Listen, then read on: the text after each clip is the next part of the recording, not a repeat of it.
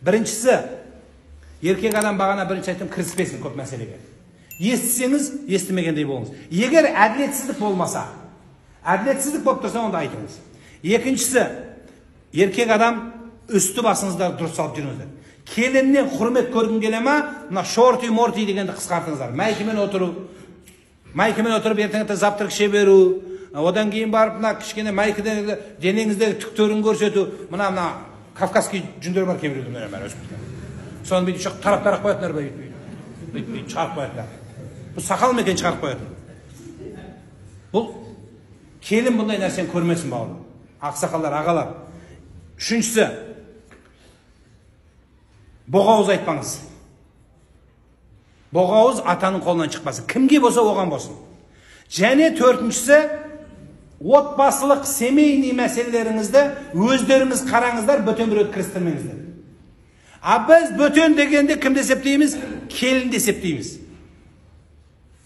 Бірнеше айтқымыз келсе, күтіп тұрамыз, келін шығып кеткеннен кейін сыбырлап айтамыз. Оның локаторы жындыс дейді, ана жақтан ұстап тұрады бәрін. А ол сен оған қатысы жоқ әңгіменің. Сізде осы жерде пайғамбарымыз саллаллаху алейхи вассалам сізге хадисі келеді. Жанаб Расулаллах саллаллаху алейхи вассалам не айтты? Үшеу тұрсаңдар деді. Екеуің не істеді? Сыбырлап сөйлеспеңдер. Екеуінің айтатын темасы басқа тема. Бірақ мынау жаман ойлайды екен да, мені жамандап жатыр деп ойлайды. Көрдіңіз ба? Сондықтан келін семейный мәселе келіннің ішіне қосып айта беріңіздер. Оны жауғы бөтен сүнмеңіздер. Біз кетканда балалар үйде зато енді кейбір секретный мәселе болады, әйеліңменен спальняға кіріп айтатын болсам.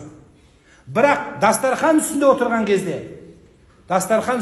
кезде сыбырлап, мына көзбен биткенді қою керек. Жыбырлатқанда. Оны көрген келін, кішкентай бала ертең мына осы барлықтарыңыздың басыңызда өткен. Жеңгелерімізге қалай сөйледіңіздер айтыңыздаршы.